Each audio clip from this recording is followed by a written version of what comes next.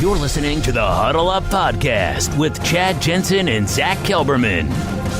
Join Broncos Country's deep divers at milehighhuddle.com and sound off. And now it's time to drop some knowledge.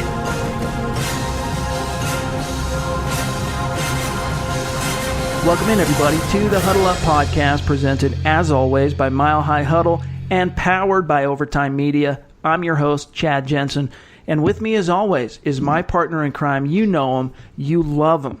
The former Broncos reporter for 24/7 Sports. He is Zack Kelberman. Zack, it's been a tumultuous few days for you. I know our listeners and all of the great readers at the website have been wondering what's going on, but you laid it out there in your tweet kind of on Friday. You at least scratched the surface on what's going on, but it's been a tough few days for you. It has. It's unfortunate, the situations that did play out, Chad. First of all, I want to thank every single person on Twitter who reached out and lent their support to me. Guys, I mean, and gals, it genuinely touched me from the bottom of my heart, and I do really much appreciate it. I read every single one. I try to respond to every single one. The way that Chad and we talk about it a couple times on the pod, but if we can just impact one person with our articles or our podcasts or our videos, we appreciate that. That brings us joy and pleasure. And to get that much feedback back and to see how much I was appreciated within Broncos country, I appreciate it a lot. So thank you for that. But yeah, Chad, I am still going to be on the podcast. You know, a lot of people wondering about that, you included. We've been talking about that. I am going to still be on the pod as long as things can allow. That's my plan right now. I'm just not going to be writing for the network, which was a decision that was not made on my end, and it affected. It was a company-wide thing. Yeah. I think we can say, Chad. So it was multiple people, and it was a consolidation thing. And so I am genuinely, though, looking forward to what's next. I will share at the appropriate time, but I'm excited about what's ahead. Yeah, and so just so people understand, it's a little bit different situation because, I'm somebody who, pushing 40 years old, I've been following this team as a fan long before I ever got into this as an analyst and someone covering the team. So if somehow, some way, my job status covering the team went away short term, I'm a fan. I'm still plugged in. I'm on this every single day. Zach's coming at this. When he started covering the Broncos, he was doing so purely from a professional perspective. He didn't grow up from the Jets. He, as a professional journalist, was assigned to the Bronco beat by the network. So now, with that going away, he's got to figure out a new way, obviously, to pay the bills, etc. And so part of that, it's we don't want to speak for what Zach's got cooking. He's got a lot of irons in the fire right now. Opportunity is rife because you all know how great he is at what he does. But where it comes down, I know a lot of people are wondering about what it means for his future with the pod. Translation is this. Right now, it's business as usual. We're entering the doorstep of a regular season that's going to be phenomenal in 2019. Nothing's changing for the podcast. And, basically for what we've talked about, Zach's going to try and figure out, whatever his next gig might be on the writing side. Hopefully he's going to be able to budget that in for the podcast, basically. Right, my brother? That's right. And I want to stay on as long as possible, Chad. And I want to say, like I said on Twitter, the Broncos now, like Chad said, there was no emotional investment with this team growing up as a lifelong football fan. But the last 3 years, covering them from the last of the Super Bowl with the Gary Kubiak, that era, and then transitioning into Vance Joseph, the glory years, and then now on the upswing, they are kind of indelled in my heart, and I will always keep an eye on them, 2 eyes on them, no matter what happens, no matter where I am. The Broncos will have a special place, but you're stuck with me a little longer, the Broncos country. I'm not going anywhere on the pod, so if you like me on here, you'll get to continue that a little longer. Yeah, it was just a brutal shakeup that came at just a very inopportune time for those of us who cover the team. We're literally on the doorstep of the season. We were talking about it's like T.J. Ward when the Broncos freaking cut T.J. on the doorstep of the 2017, I believe it was, regular season. Like, you just don't see it coming, and it's really unfortunate timing. However, don't you fret, because as I mentioned, Zach is a stud. His resume is phenomenal. And as I mentioned, some of you might have seen that tweet that I fired off later on Friday, but I mean, the results speak for themselves. What was going on at 24/7 Sports on the NFL side, I mean, we were crushing it. We really were crushing it. And 24/7 Broncos, 24/7 / Mile High Huddle.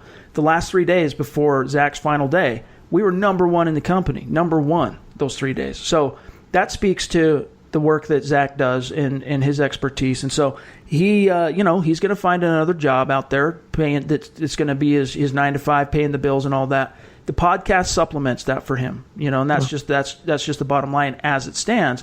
Obviously, we want to grow this thing. If we had it our way, all we would do is podcast for you guys all day long, and that would pay our bills. But we got to find other ways to do it, and that's where the writing comes in. So Zack's got to figure that out. But in the meantime, biz as usual. Yeah, I do appreciate that, Chad. And as TJ Ward, I'm looking to see where my next, my Tampa Bay Bucks are going to be. But for the time being, I'm still focused on the Broncos. And the thing would happen, it happens in this industry, Chad. It's business. It happens in the NFL. It happens everywhere in life. Things can just come to an end in a moment's notice. You have to adjust. And I'm looking at it in an optimistic point of view. So get to pod with you, so get to cover the Broncos in a sense. So I'm looking forward to what's ahead. I really mean that. Yeah, so, that's the thing, is you're still covering the Broncos, and this is something we talked about too. You're just not doing it like literally in real time with news articles like you were as a writer. And you're right, though, dude. This industry that we're in, digital sports media. It's brutal. It's a very, the foundations are tectonic at times. They shift on you. For example, Mile High Huddle, was started in September of 2014. I founded the website. Scout.com. 24/7 Sports. So in a 5-6 year period, it's already been on 2 different networks. That's just things they have a strange cycle. We don't know what the future holds. Hopefully everything's great and things march on as they are, and into the future it's great. But you just don't know what the future holds. And so in that sense, that's kind of the biggest obstacle that guys like Zack and I are faced with. But where there's talent, where there's ability, where there's expertise, where there's insight, where there's analysis, there are sports media companies galore out there willing to pay for that. Yeah, and hopefully that's a sign of things to come in this industry, which is constantly being shaken up. I read somewhere that it's the worst period for media in years. Something like 3,000 jobs were either laid off or bought out. It's a really, really cutthroat business that you have to be blessed to succeed in. And I have been. I love covering the Broncos. I love podding. I love writing. I love being on video. And I'm blessed that I get to still do it on the pod, and I'm going to be on Twitter lending my thoughts. I'm going to watch the game this coming week. It's exciting for me. So I'm still rooted in the Broncos until things change. Yep. So for now, you guys, obviously, you're going to be concerned for Zack and what the future holds.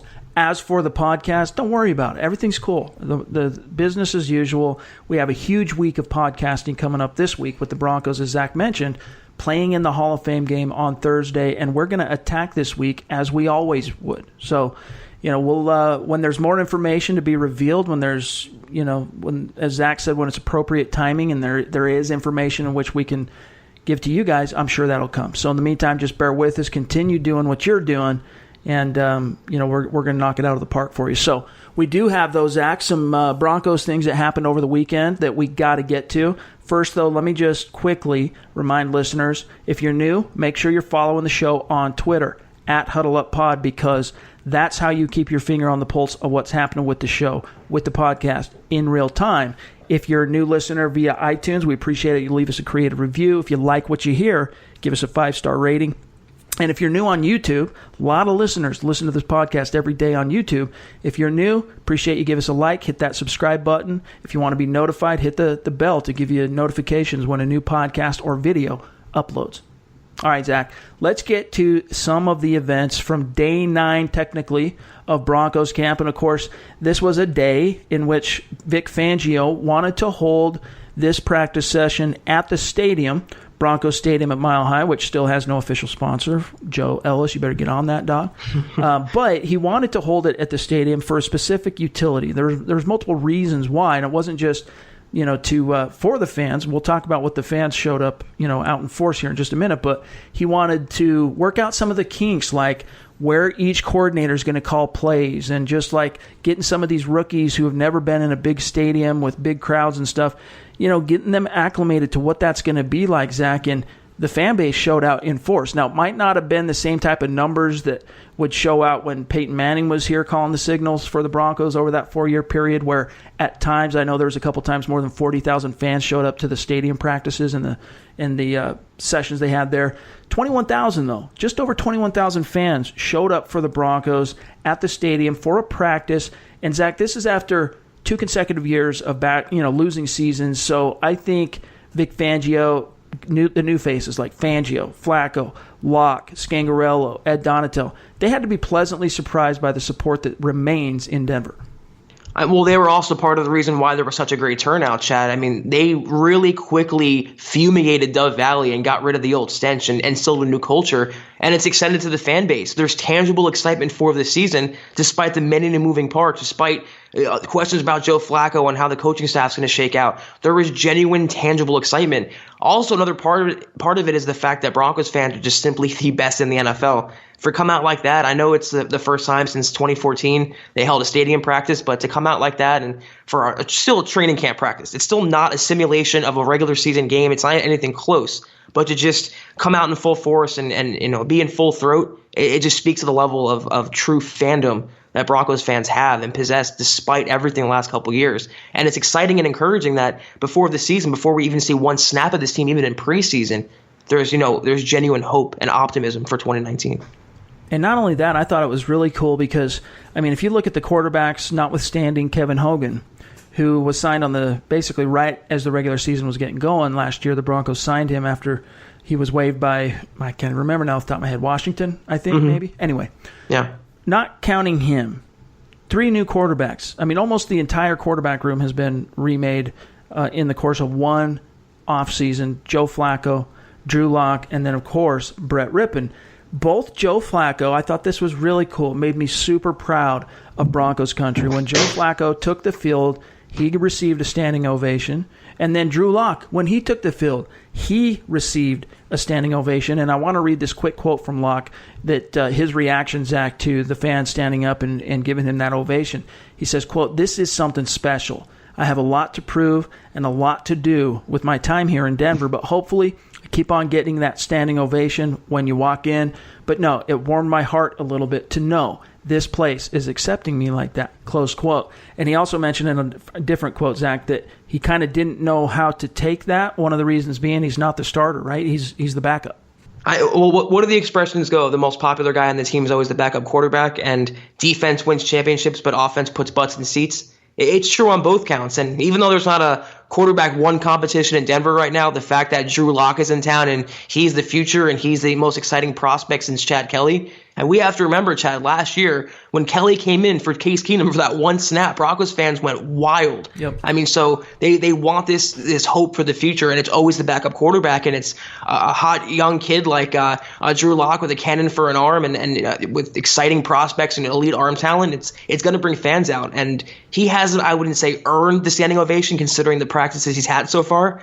But he knows that he has so much expectation on his shoulders, both internally and externally, to be that next true great quarterback in Denver. And he put that arm talent on display at the little scrimmage match in front of the fans. In fact, most of you listening to this, you should be able to find it on Broncos Twitter at least, the highlights of that day that the team put out. And there's one shot, Zach, I'm not sure if you got a chance to see this over the weekend, but there's this one shot of, I think it was a 7-on-7 drill. Lock drops back, and he just threads the needle with that arm strength and precision accuracy, I might add, over the middle, in between 2 defenders to a wide receiver. And it was just a beautiful, beautiful pass that, you just think, how did that happen?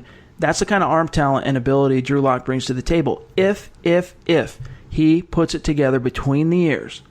I mean, this kid is really an exciting young quarterback. Yeah, and it's no surprise. I mean, we all knew his arm was going to be on full display, and we still have to remember, though, it's a training camp practice, and I'm not going to be the wet blanket here, but he's going to look good in 7-on-7 drills. It'd be a red flag if he wasn't, but I want to see him, and everyone wants to see him. I'm sure you do too, Chad, when the bullets start flying in the preseason, how he responds to blitzing and defenses and adversity, how he comes back from his first fumble, his first pick. I want to see how he grows in the NFL. That's going to be the exciting storyline of the summer for Drew Lock. Speaking of wet blankets, we got to talk about the one issue. There was a couple issues that stuck in Fangio's craw from Saturday. Let's talk about the first one. The fact that the Denver Broncos had 12 penalties. Now, one of the other aspects of this scrimmage, if you want to call it that, at the stadium was the fact that they brought out an NFL officiating crew. Were there to present and create as real of a game situation as possible. But unfortunately, the Broncos were not up to snuff. They were penalized 12 times by these officials. And here's what Fangio said, quote, we definitely have made some strides. Where we haven't is in the penalties. We had 12 penalties today. This is half of an NFL officiating crew out here. 8 of them on offense, 4 of them on defense. Talking about the penalties, way too many. This team last year was 31st in the NFL in penalties called. That's got to stop. We've got to improve that. We've emphasized it. Obviously, I haven't done a good enough job of doing that. Yep. And obviously, they haven't done a good enough job of listening. That's got to be a main focus. It has been, but it has to continue. Close quote. I would say, considering they had 12 penalties, considering how the NFL is, that was quite realistic for the Broncos. But I got to be fair. We all ragged on Vance Joseph the last couple of years, all the penalties they had. And it is on coaching, but it works both ways. This is also on Vic Fangio. So he's right. I mean, he's still a first-time head coach. He's still working out the kinks here. But it is on coaching. It is on preparation. And a lot of these are pre-snap penalties, Chad, these false starts. 12 men on the field, if it's called. Things like that. It comes down to the minor details. He will get that ironed out. But he's not, impenetrable either. He's not perfect. He's going to have his up and downs too. And he's seeing that in himself with the penalties. It's on the players, but it's more so on the coaching. What's right is right and what's fair is fair. And he has to get that figured out. But it's going to take some time. Yeah. I'm just glad he's thinking that way. He's got to get these. He's trying to create everything Vic Fangio has done, or I should say one of the predominant themes so far of his regime is to create as real of game-like situations in practice as possible, whether it's the game jerseys, the intensity, the way they're calling plays, this bringing in officials for a scrimmage at the stadium. Like, he's trying to create an environment, also emphasizing, situational football. These are the things that seem to escape the previous regime, right? These little fine details seemed to escape Vance Joseph and company, and it came out in the wash. You could see it when the Broncos were up against it, when the chips were down. In the clutch type of moments, it was always the false start, or it was the overthrown pass, or it was whatever it might be that they just came up short. And one of the reasons for that, I am a firm believer, is that Vance Joseph, from a coaching and a teaching perspective, did not prioritize or emphasize the right things. And that's where Vic Fangio, I think, is really impressing me, is that he is forcing these guys to practice in the same way that they would play. And I think that's got to pay dividends here in 2019. Well, it really is a death by inches, Chad, and he's hoping to avoid that. And you're right. That's what plagued the Broncos the last couple of years, and that's what's going to separate, among many other things, him from Vance Joseph. It's gonna get worked out. I'm a firm believer in Vic Fangio. I'm a firm believer in this coaching staff. But you have to remember, for the offense, new quarterback, new center, pretty much a rebuilt offensive line, a new receiving core. There's a lot of new moving parts. I've been trying to warn fans for a couple months now. This is going to take some time. Just because they have star talent, it has to all come together. Let them use the preseason, at least the first game, to get the kinks out. But, I like that Vic Fangio, to hop on your point, Chad. He's being fair. It's not all on the players. He has to be perfect too, or he has to be close to it. And it's not good enough at this point. He has to be better. He also had some good things to say about Joe Flacco, but you talk about it not being good enough. As much as Fangio has liked what he's seen from Flacco, he's not 100% satisfied yet in his veteran quarterback performance. He said, quote, "I think Joe's getting more comfortable. It's a new team, new system. We all know he can throw well. I think he's just got to get a little bit more efficient." Efficiency means a lot of things. Throwing it to the right guy a little bit quicker, throwing it a little bit more accurate, getting more work with these routes and these receivers. We are not there yet, but we're getting better. Close quote. So, and that's just the realistic situation. That's just him telling it like it is. Like, you can't expect a transplant quarterback, even one as experienced and tenured as Joe Flacco is in the NFL, to just come in and hit the ground running. There's going to be some, there's going to be a lag time of him, uploading basically, right? You got the quick time little thing circling when you're trying to go to the next page. That's what's happening right now. Flacco is buffering between his old place and his new NFL home. And so the whole point, though, of the preseason and training camp and all this stuff is to get through that buffering process so that by the time the regular season rolls around, he's loaded for bear on this hunt. And I think that so far from what we've seen, we can't tell the future. Neither Zach or I have a crystal ball. However, I think based on what we've seen so far, the results have been encouraging to at least lead us to believe that they're on the right track in terms of him being ready to go opening week at Oakland. Yeah, what he's basically saying, it comes down to this translation. It's July 28th, people. It's late July. It's 9 days of training camp. You're not going to learn anything day by day. People expect answers to happen overnight in these big revelations. Football teams coming together, it takes a long time to gel, certainly longer than a couple of weeks. They're going to use the entire preseason for this process to, like Chad said, come week one, hopefully be firing on all cylinders and get these problematic areas out of the way. But that's what's going to separate, and that's why I have hope. I also believe Vic Fangio is going to right this ship fast. That's what separates him from Vance Joseph. It's not going to carry over. He will nip this in the bud now, and he will go out of his way to avoid those death by inches. And he's going to be worthy of that statement. It's not just something hokey to say. He's going to live by that. Amen, brother. We still have a few more things we want to get to from Friday and Saturday of the Broncos training camp processes here. But first, we got to take a quick break. We'll be right back. This is the Overtime Podcast Network. All right, Zach, I don't know if you saw this, but Phillip Lindsay was late to the party on Saturday, which was very atypical of this kid who absolutely demands and craves reps. This is a kid who's been sitting on the sideline for the majority of the 2019 calendar year. It was only 8 days ago that he was basically unchained to just get after it and fully participate in camp. He relishes, he appreciates, he craves, he needs each and every rep. And yet, when the Broncos rolled in, he wasn't out there on the field, and we found out why. Apparently, he had booked some time with a chiropractor, but it ran long. Here's what Coach Fangio said. He obviously was none too pleased. He said, quote, "Phillip was getting a chiropractic treatment, and the guy overdid it. So to hell with chiropractors, let's just play football." Close quote. So my only interpretation of that, Zach, is that Phillip booked a time. Maybe he should have booked it not quite so close to when they were going to have practice. And the guy that the doctor, the chiropractor, whatever, I guess they're not technically doctors, but the chiropractor went long, overdid it.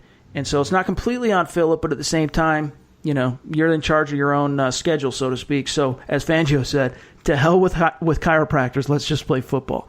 And I guess someone in the local area is not getting a great Yelp review, Chad. It sounds like, he was just a little overzealous in what he wanted to do and kind of be loose for the practice. But I love what Fangio – that's one of Fangio's best quotes of the offseason. That is pure Vic Fangio at his finest right there. Have you ever had a chiropractic session? Have one of those guys pop your joints? No, I'm a little weary of that because I don't want to be paralyzed. I have like a phobia of something going wrong with me. I don't know. Maybe it's overblown. I broke my back in the stupidest way in 2007, and it was just simply falling off a ladder that was like 3 feet tall, and I just went backwards onto my butt, and my spine did like a slinky, right? And it popped one of my vertebrae higher up in my back, and what it actually felt like in the moment was somebody... It's like getting the wind knocked out of you, but it felt like the way the wind got knocked out of me was someone just kicked me square between my shoulder blades. And that feeling of being short of breath and all that didn't go away for a long time, but I'm fine now. Over the years, though, I have held back from going to chiropractors because I've, on one hand, I'll have someone tell me it's life-changing, it's the greatest thing, you need to go do it, especially if you got a questionable bad back, whatever. But then on the other hand, Zach, I've had other people say, don't do it because sometimes it can create other issues that didn't exist before, or you can actually become dependent on it. Not like a drug addict's dependent on drugs, but in the way that you never feel right unless you have your chiropractic session. So that you end up having to just keep paying money and going back every single month. And well, based on the way you lay that out, Chad, I'm not sure I want to pay money to have that happen to me. I guess I'll just take my chances with my body, and I'll keep working out, and I'll see what happens later down the road. What worked for me was, fortunately for me, I had no disc damage. It was just a matter of bones healing. And once those bones healed and I was out of pain, it was just a matter of re-strengthening the muscles in my back by hitting the gym and working out, and that's how I was able to get through it. So anyway, we turned the page. A couple guys absent from Saturday's practice at the stadium. Von Miller, Emmanuel Sanders, nothing really to see there. Unfortunately, they had to attend a funeral in which they were excused for. Yeah, it's they have to handle business away from the field, and things are more important than football. But it would have been nice to see them out there. But come week one, it won't make a difference if they weren't at this practice. But I want to get back to the utility of practicing at the stadium, and I thought this was interesting because we've talked quite a bit on the podcast in terms of the uncertainty of how the defensive play calling is going to shake out now that Vic Fangio, as a head coach, has to be on the sideline because 19 of his 20 years spent as a defensive coordinator calling plays, he's done so from the booth, not the sideline. So we've wondered about that, and yet we didn't really talk a whole lot about what Rich Scangarello was going to do as a play caller. And obviously, this is his first time in the NFL calling plays. He's a 24-year coaching veteran. However, this is his first opportunity to do so in the big leagues, so to speak. And we got our answer. He is planning on, Zach, calling plays from the booth, which puts a huge onus and pressure on the new quarterbacks coach, T.C. McCartney, to kind of be his in-between guy and the bug in the ear of the quarterback on the sideline. Yeah, I'm not sure how I feel about that. I would not be surprised, Chad, if they experiment with a couple things. Maybe use Mike Munchak because he's been a head coach before on the sideline. Maybe he can be the go-between. But I would rather have Scangarello on the field, maybe working with the quarterback on the sideline, I should say. Just in case anything goes wrong, he can tutor them. That's what I'd like to see from coordinators and coaches. But I'm sure between now and week one of the regular season, they're going to experiment with a couple different configurations and see what works best. Yeah. I mean, I think on one hand you go, okay, the pros to calling from the booth is you see everything, right? And these coaches and players who are studying game film each and every day, they're seeing the all-22 perspective. And so it falls in seamlessly right there to be calling plays from the booth because you're seeing the field as in exactly the same way in which you studied your opponent and self-scouted your own team. The drawbacks, though, are, yes, your quarterback has a direct line to you in his helmet. You can talk to him. He can't talk to you, though, if you're in the booth. Now, I understand on the field, in the huddle, he wouldn't be able to talk to you anyway, even if you were on the sideline. However, now if he wants to talk to you in between series, he's got to go to the phone or he's got to communicate through the quarterback's coach. And so that's why it puts a huge onus on that quarterback's coach. Now, I wouldn't be as concerned. I'll be honest, I do have a little bit of a concern about this. I wouldn't be as concerned, Zach, if there was some kind of history of Scangarello and McCartney working in their respective roles in the booth and quarterback's coach in years past. Like if they had been doing it together in a different NFL city before and now they're bringing their talents to Denver, something like that. However, both of them are in completely new situations, and so there's some uncertainty there, some uncharted territory, and hopefully, it all comes together for them. And the one good thing I think that helps in this transition is Joe Flacco's experience. Yeah, that's what I was going to say, though, is like they're both first-time, coaches in this role that they have. And McCartney's 29 years old, Chad, I believe, or 30 at tops. And that's a young guy in this business and in life. So I would rather have a more reliable person as the go-between. But I always thought that seeing the field as a vantage point thing was a little overblown for offensive coaches, coordinators. You have to have a feel for calling the game either way. If you have it, it doesn't matter where you are. If you don't have it, it'll be exposed either way. So if Scangarello is going to be a good coordinator at this level and with the Broncos, it'll come out in the wash no matter where he is on the field. Also, the Broncos made a couple of roster moves last week. We talked about the first one in which they brought in a new wide receiver, Nick Williams. But on Friday, they waived that punter that they had signed just a few days before to sign Morale Stevens. I think that's how you pronounce this. It might be Morale Stevens. But he's a former Florida Gator, went undrafted this year, initially signed with the Buffalo Bills. After the draft, didn't work out. The Broncos signed him with the injury to Bug Howard and with Jake Butt continuing to languish on the sideline. My question to you, Zach, on this topic is, do you see this as some kind of the addition of Stevens as a kind of writing on the wall for Jake Butt, or is this just camp fodder to get him through the camp? Eventually the plan is to bring Jake Butt into this thing no matter what? The first thought that went through my mind was it was kind of an indictment on Butt's status, but then the fact that they brought in Vogel and they preached competition, they cut him 2 days later. So this is just a camp body, I would believe, and Butt could open up the season on the PUP list. There's no guarantee he's going to be ready, but he's in their plans regardless. I don't see this guy leapfrogging anyone. If there's any come from behind kind of guy, under the radar guy on this roster, it's Austin Fort. So this guy coming in at this stage is just camp fodder. I wouldn't read too much into it in terms of Jake Butt. One other topic I want to get to, and then we'll address some injuries that have cropped up, and we'll get out of here for today, is Vic Fangio finally addressed the drop passes. And there were some drops during Saturday's scrimmage practices in 7-on-7 and 11-on-11. He was not pleased with that. Here's what he said, quote, "Guys have to be able to catch. When the ball's catchable, they have to be able to catch. Everybody wants to know how fast receivers run, how quick they are, our tight ends, our backs. I want to know, can they catch first before you tell me all that? And these guys have got to start catching better." close quote. Zach, we chalked it up to initial camp jitters when this first started popping up, but it's continued to progress. How concerned should fans be about this, a week and a half into camp? Well, that quote reminds me of the old Oakland Raiders under Al Davis. They would always draft the fastest guy, and those fastest guys never caught the ball reliably and never did the one job they should have as a receiver. So I agree with them in that sense, but I wouldn't press the panic button just yet on this. It's a focus thing, and as I wrote in one of my last articles, it's a focus and just a determination thing. It's a coaching thing for the most part. You have to be able to coach that and instill that in the receivers. But then again, it's a very young, changing core. You're asking Cortland Sutton, Deshaun Hamilton to step into bigger roles. There's that veteran presence in Sanders, but he's been kind of out of the picture. So it's an ever-evolving, revolving door at wide receiver for the Broncos, and it's going to go with some hitches. You have a new coordinator, new quarterback, new head coach. I mean, these hiccups are going to happen. If it still happens, like Vic Fangio said a couple days ago, a couple weeks from now, talk to me about it. If it's still going on. I don't think it will. Let's just get through the first preseason game, and then we'll still see what the common denominators are with the Broncos. Yep.